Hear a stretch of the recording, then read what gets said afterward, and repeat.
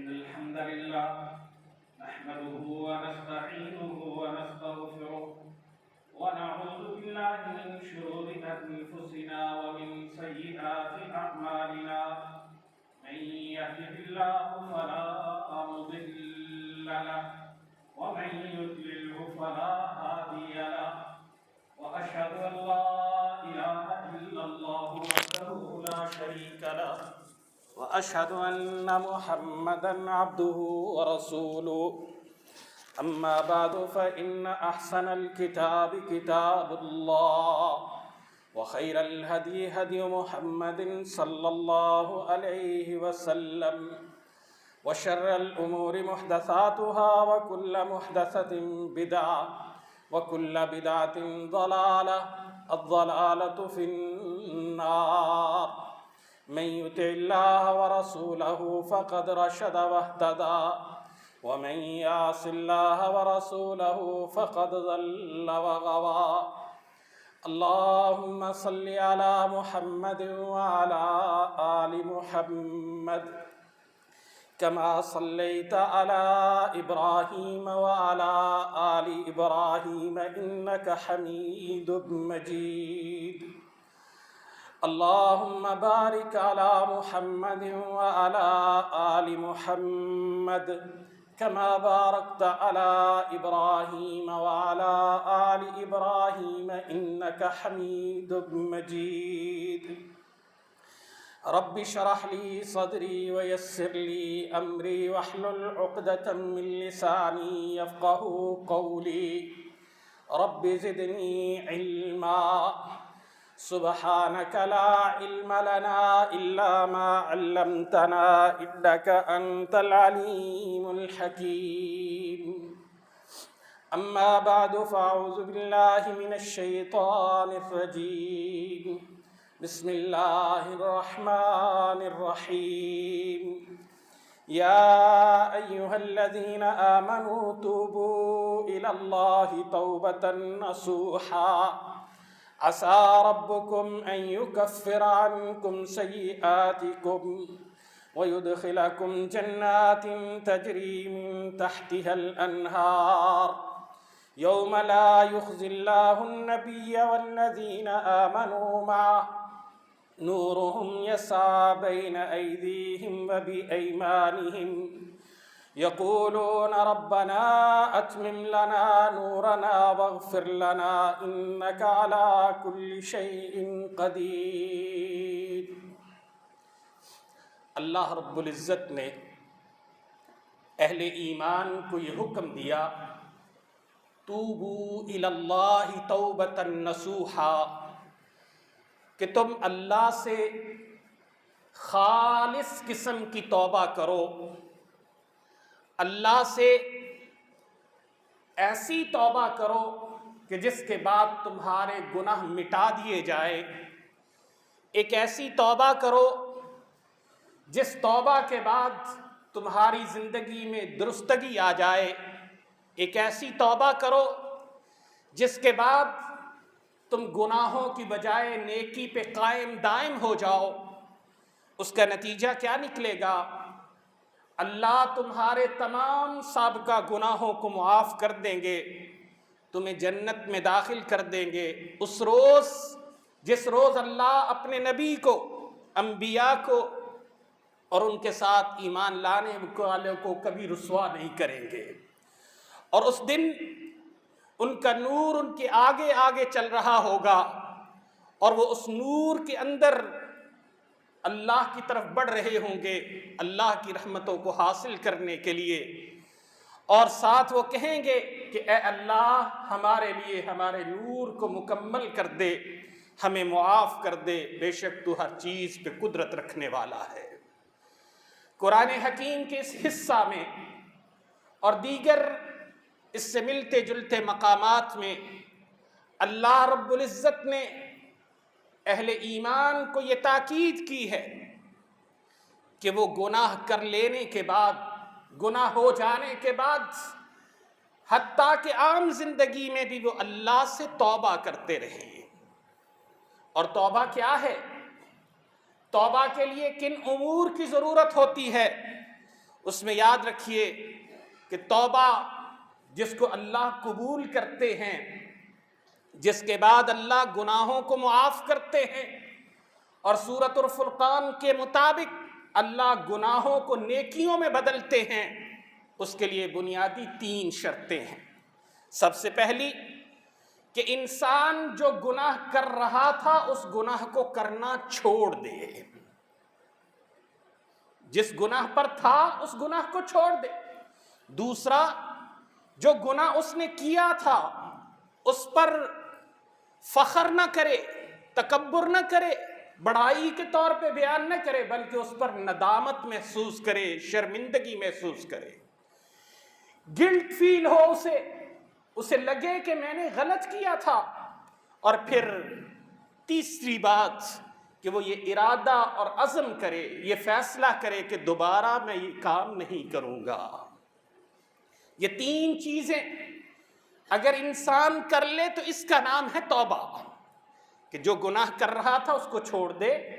جو کیا تھا اس پر شرمندگی محسوس کرے، اور آئندہ اس گناہ کی طرف نہ پلٹنے کا ارادہ کرے۔ پھر توبہ 2 طرح کی ہوتی ہے۔ ایک انسان کی جامع توبہ ہے کہ اللہ سے وعدہ کرتا ہے کہ اللہ آج کے بعد زندگی میں جو بھی گناہ کیے ان پر ندامت محسوس کرتے ہوئے ان کو چھوڑنے جا رہا ہوں، اور آئندہ یہ فیصلہ کرنے جا رہا ہوں کہ ان کی طرف کبھی نہیں پلٹوں گا۔ یہ توبۃ النصوح اسی جامع توبہ کو کہتے ہیں، کمپریہنسو، کہ اس میں انسان یہ طے کرتا ہے کہ میں دوبارہ کبھی کسی بھی طرح کے گناہ کی طرف واپس نہیں پلٹوں گا۔ دوسری توبہ مخصوص ہوتی ہے کہ انسان سے کوئی خاص گناہ ہو رہا ہوتا ہے، اس کو اس کا احساس ہو جاتا ہے، وہ اس سے توبہ کر لیتا ہے، اس کے لیے بھی انشاءاللہ اللہ کی طرف سے رحمتیں، اللہ کی طرف سے معافیاں اور اللہ رب العزت کی طرف سے بے بہا انعامات ہیں۔ لیکن جب بات پوری انسانیت کی آئے، امت کی آئے، ملت کی آئے، کسی پورے معاشرے کی، کسی سوسائٹی کی آئے، تو وہاں پر جامع توبہ کی ضرورت ہوتی ہے، وہاں پر کمپریہنسو توبہ کی ضرورت ہوگی۔ حکومت وقت نے اعلان کیا کہ آج ہم یوم توبہ کے طور پہ منائیں گے، لیکن دیکھیے کیا ہم نے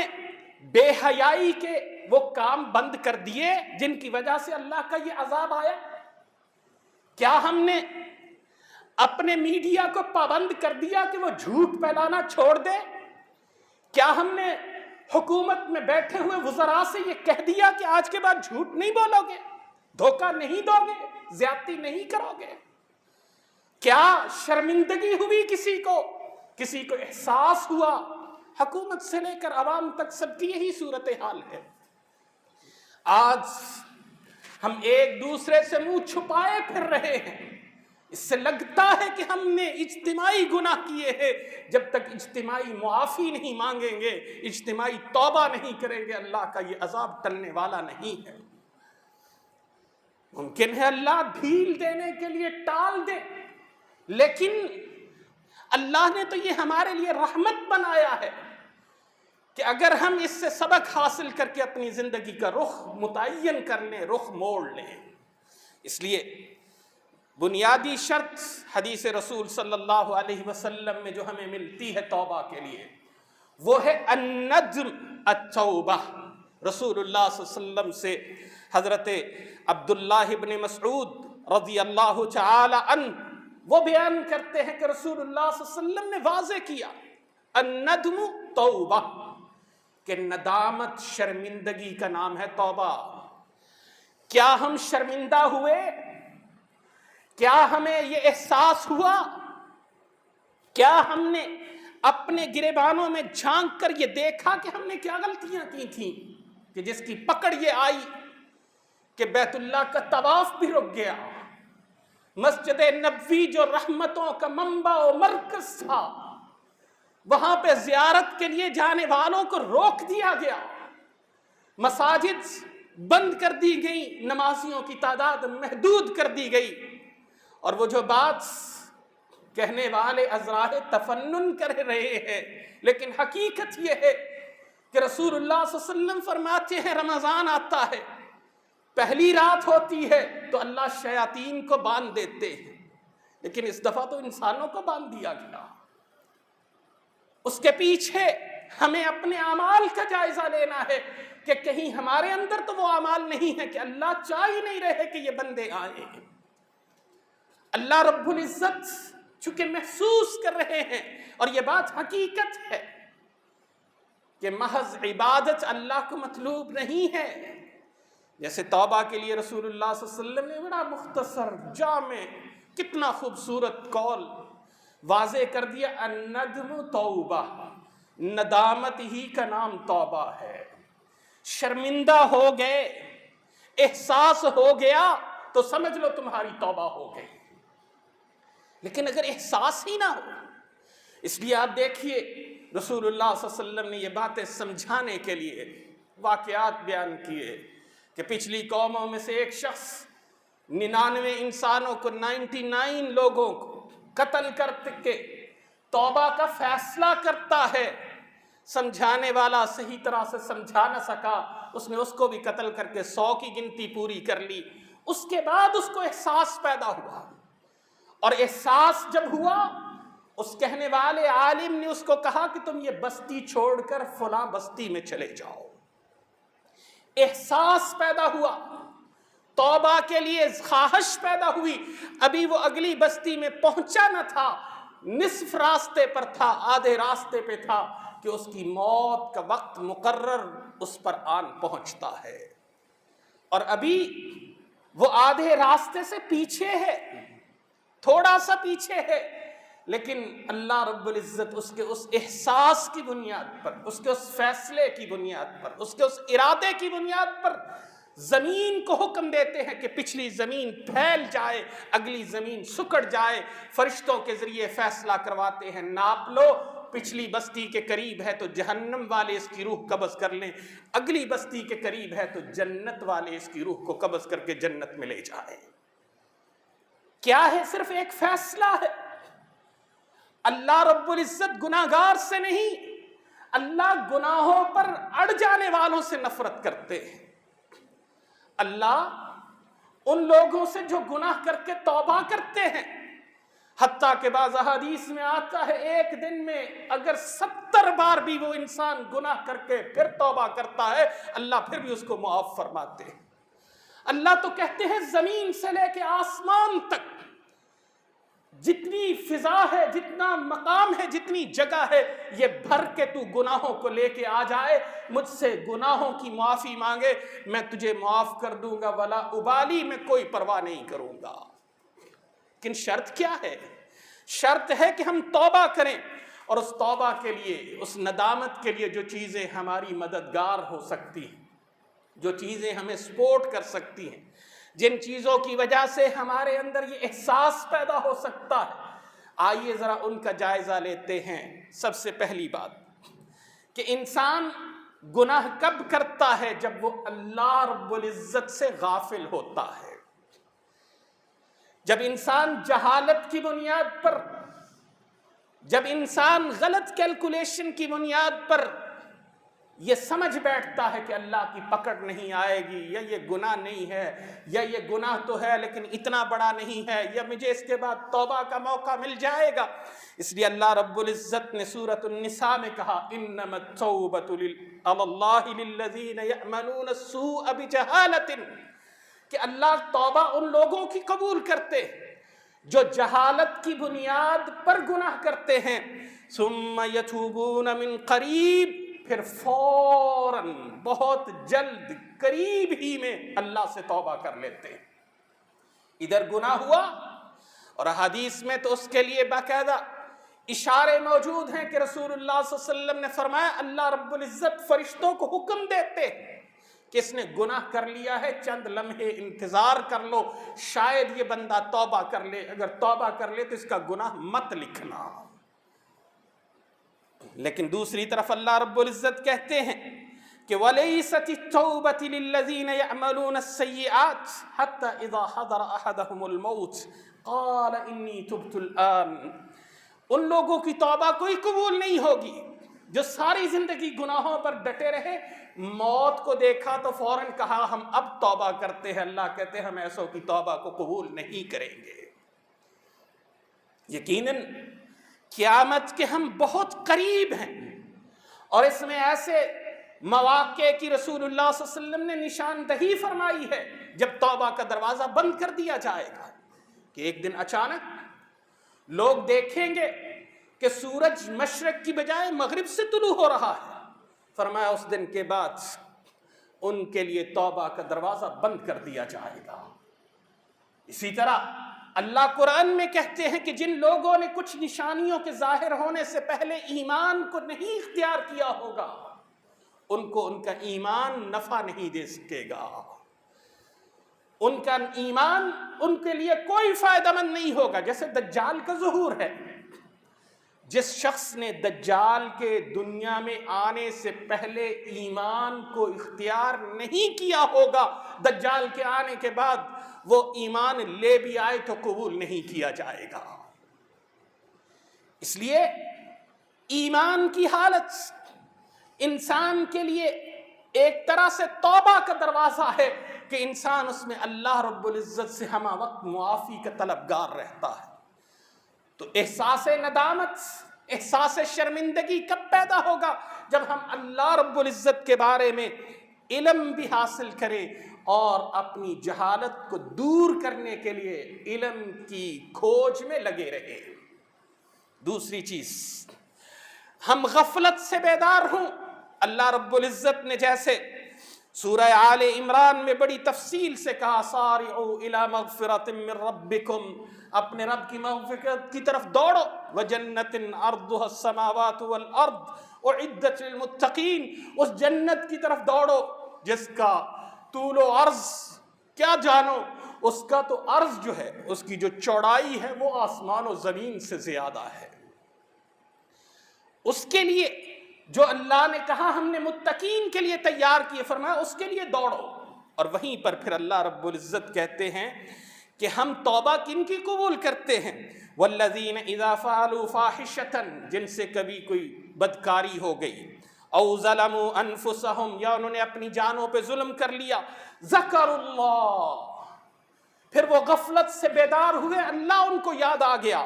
فاستغفروا لذنوبہم، اور انہوں نے اپنے گناہوں سے معافی مانگ لی، تو فرمایا ومن یغفر الذنوب الا اللہ، اللہ کے علاوہ کون ہے جو گناہوں کو معاف کرتا؟ لیکن ساتھ شرط بیان کی، وَلَمْ يُصِرُّوا عَلَى مَا فَعَلُوا، جو کام کر رہے تھے اس پر اصرار نہیں کیا، جھوٹ پر اصرار نہیں، دھوکے پر اصرار نہیں، اپنی غلط راہ پر اصرار نہیں، اپنے گناہوں پر اصرار نہیں، بلکہ ان پر ندامت، اور پھر وہی 3 شرطیں، جو کر رہے تھے چھوڑ دیا، جو کیا تھا اس پہ توبہ، اس پہ ندامت، شرمندگی محسوس کی، اور آئندہ کے لیے فیصلہ کیا کہ دوبارہ ایسا کبھی نہیں کروں گا۔ اسی طرح رسول اللہ صلی اللہ علیہ وسلم نے ہمیں جو تعلیم دی، اس تعلیم میں یہی احساس دلانے کے لیے، جیسے حضرت ابو بکر صدیق رضی اللہ تعالی عنہ بیان کرتے ہیں کہ رسول اللہ صلی اللہ علیہ وسلم نے فرمایا کہ اگر کوئی شخص گناہ کر لیتا ہے تو اسے چاہیے کہ وہ اس کے بعد کھڑا ہو، وضو کرے، طہارت حاصل کرے، پھر نماز پڑھے، ثم یستغفر اللہ، پھر اللہ سے مغفرت طلب کرے۔ نتیجہ کیا ہوگا؟ الا غفر اللہ لہ، اللہ اس کے تمام گناہوں کو معاف فرما دیں گے۔ اب یہ طریقہ بتا دیا، محض زبان سے کہہ لینا بھی کافی ہے، لیکن اگر انسان کو احساس زیادہ ہوگا تو وہ یقیناً یہ راستہ اختیار کرے گا، کھڑا ہوگا، وضو کرے گا، نماز پڑھے گا، نماز کے بعد اللہ کے سامنے، اور جیسے رسول اللہ صلی اللہ علیہ وسلم نے انہی کو حضرت ابو بکر صدیق رضی اللہ تعالی عنہ کو دعا سکھائی کہ آپ نماز میں یہ بھی دعا مانگا کرے، اللہم انی ظلمت نفسی ظلما کثیرا ولا یغفر الذنوب الا انت فاغفر لی مغفرۃ من عندک وارحمنی انک انت الغفور الرحیم۔ اے اللہ، میں نے اپنی جان پہ ظلم کیا اور بہت زیادہ ظلم کیا، لہٰذا تو مجھے معاف کر دے، ایسی معافی عطا فرما جس کے بعد میرا کوئی گناہ معافی نہ رکھے، میرا کوئی گناہ باقی نہ رہے، بے شک آپ گناہوں کو معاف کرنے والے، رحم فرمانے والے ہیں۔ اب یہ چیزیں توبہ محض توبہ کے لفظ کا نام نہیں ہے، یہ احساس ندامت کا نام ہے، یہ شرمندگی کا نام ہے، یہ گناہوں کو ترک کر کے آئندہ گناہوں کی طرف نہ پلٹنے کا نام ہے۔ اور آج ہم انشاءاللہ رمضان المبارک کی تیاری کر رہے ہیں اور کل سے انشاءاللہ روزے میں ہوں گے، تو آج کے دن یہ سبق اپنے پلے باندھنا اور بھی اہم ہے۔ وبا کی ایک فضا تو ہے ہی ہے، وہ بھی تقاضا کرتی ہے ہم انفرادی زندگی سے لے کر اجتماعی زندگی تک توبہ کا راستہ اختیار کریں۔ وہیں پر رمضان المبارک کی یہ مناسبت بھی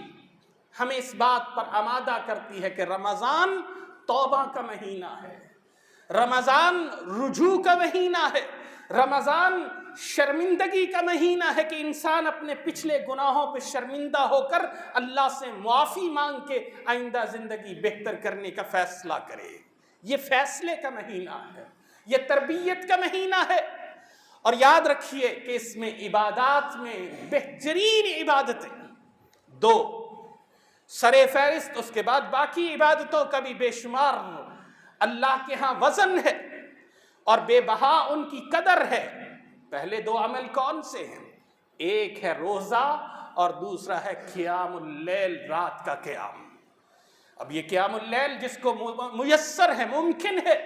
وہ جماعت کے ساتھ ادا کر لے، اجر اس کو اللہ کے رسول صلی اللہ علیہ وسلم کی احادیث سے یہ ملتا ہے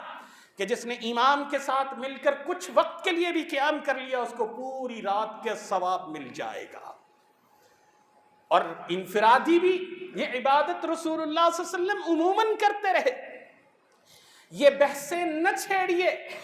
ایمان اور شریعت کے دائروں کو یاد رکھیے کہ اس وقت تک مت چھیڑیے جب تک آپ کے پاس بے بہا علم نہ ہو، اور علم بھی ہو تو اہل علم کا طریقہ کبھی جرأت مندانہ زندیقانہ نہیں ہوتا کہ وہ مذاق اور استہزاء کا راستہ اختیار کریں اور وہ تشکیک اور شبہات پیدا کرنے کے راستے کو اختیار کریں، بلکہ وہ سادہ سا کہتے نہیں ہمیں یہ سمجھ آئی ہے۔ اللہ سے دعا کرتے ہیں کہ اللہ ہماری سمجھ جو ہمیں آئی ہے اس پر عمل کرنے کی توفیق عطا کر دے۔ یہ جو جرأت مند اور بڑے زبردست قسم کے بظاہر آپ کو لگتے ہیں لوگ کہ فتوے کی فیکٹریاں لگا کے تراویح کو بھی مشکوک کر دو، نماز باجماعت کی اہمیت کو بھی ختم کر دو، وبا فتنوں کے دور کو بہانہ بنا کے مساجد سے منسلکین متعلقین پر بھی شکوک و شبہات کے تیر جو ہے وہ چلانا شروع کر دو۔ ان کی باتوں پہ دھیان مت دیجیے، کیونکہ رسول اللہ صلی اللہ علیہ وسلم نے ہمیں متنبہ فرما دیا تھا کہ ایک وقت آئے گا جب دین پہ عمل کرنا اتنا ہی مشکل ہوگا جتنا کہ ہاتھ میں انگارہ لینا مشکل ہے، جتنا ہاتھ میں انگارہ لینا مشکل ہے۔ اس کا مطلب قطعاً یہ نہیں ہے کہ میں احتیاطی تدابیر کی نفی کر رہا ہوں، بلکہ میں تو قائل ہوں، رسول اللہ صلی اللہ علیہ وسلم کے فرامین واضح ہیں، احتیاطی تدابیر جتنی تمہارے بس میں ہے ان کو اختیار کیجئے، لیکن یاد رکھیے کہ دین کو چھوڑ مت دیجئے۔ یہ تو امتحان اور زیادہ تلخ ہے، یہ تو امتحان اور بہت بڑا ہے۔ اب اس کے لیے ہمیں تیار ہونا ہے۔ اللہ رب العزت سے دعا ہے کہ اللہ رب العزت ہمیں اس تیاری کے تقاضوں کو پورا کرنے کی توفیق عطا فرمائے۔ وَأَقُولُ قَوْلِي هَذَا وَأَسْتَغْفِرُ اللَّهَ لِي وَلَكُمْ وَلِسَائِرِ الْمُسْلِمِينَ۔